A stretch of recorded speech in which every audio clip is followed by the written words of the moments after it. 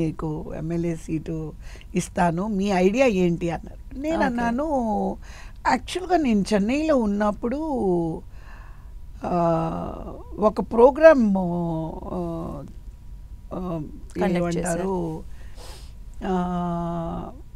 అంటే తమిళనాడులో మదురై, సేలంలో ఒకే సంవత్సరం 400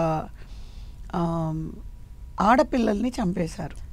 పుట్టిన వెంటనే వడ్లగింజ గొంతులో వేసి, జయలలిత గారు అప్పుడు సీఎంగా ఉన్నారు. అయితే దాని మీద నేను రీసెర్చ్ చేశాను. అలా ఉండకూడదు. ఆవిడ ఏం చేశారంటే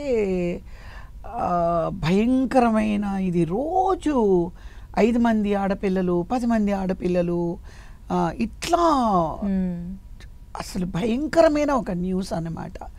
అప్పుడు ఈవిడ అనౌన్స్ చేశారు, చాలా అల్లాడిపోతున్న, తమిళనాడు అంతా షేక్ అయిపోతుంది ఆ టైంలో.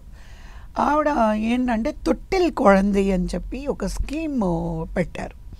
అంటే ఉయ్యాలలో పాప అంటే ఉయ్యాలలో బిడ్డ, కొళంది అంటే బిడ్డ అని పెట్టి, తమిళనాడు అన్ని సేలం కానీ, కోయంబత్తూరు కానీ, ట్రిచి కానీ, మదురై, ఈ ప్లేసెస్లో ఎక్కువ జరుగుతుంటే అక్కడ ప్రతి స్ట్రీట్ కార్నర్లోని ఒక చిన్న ఆఫీస్లా పెట్టి, ఆఫీస్ బయట 2-3 ఉయ్యాళ్ళు పెడతారనమాట. అంటే మీకు ఆడపిల్ల వద్దు అనుకుంటే వడ్ల గింజ వేసి మీరు చంపద్దు, ఆ బిడ్డని మీరు ఈ ఉయ్యాల్లో వదిలి వెళ్ళిపోండి, that will government will take over అని అనౌన్స్ చేశారు ఆవిడ.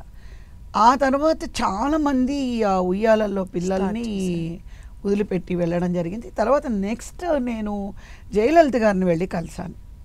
ఎందుకంటే దాని మీద నేను ఒక రీసెర్చ్ చేయడం, ఒక టీమ్గా ఏర్పడి చేసుకున్నాం అన్నమాట.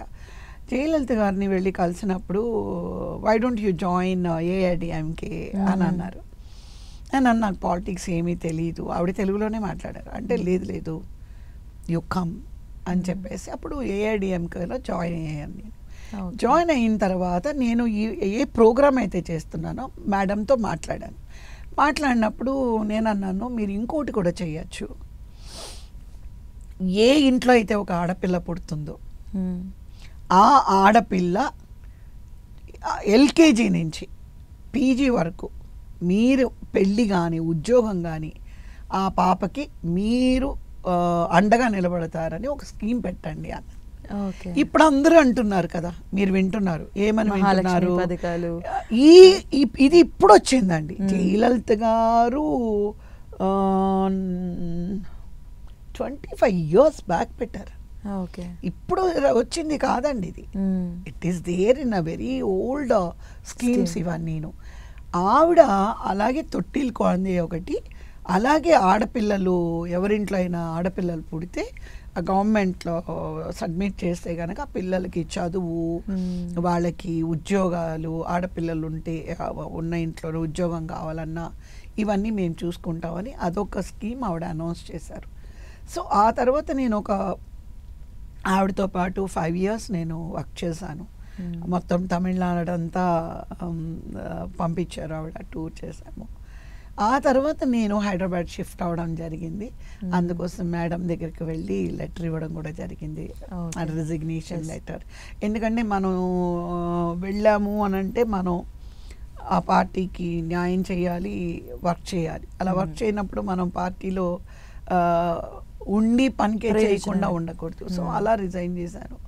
మరి ఏమో తెలీదు, ఒకవేళ చంద్రబాబు నాయుడు గారికి తెలిసి పిలిచి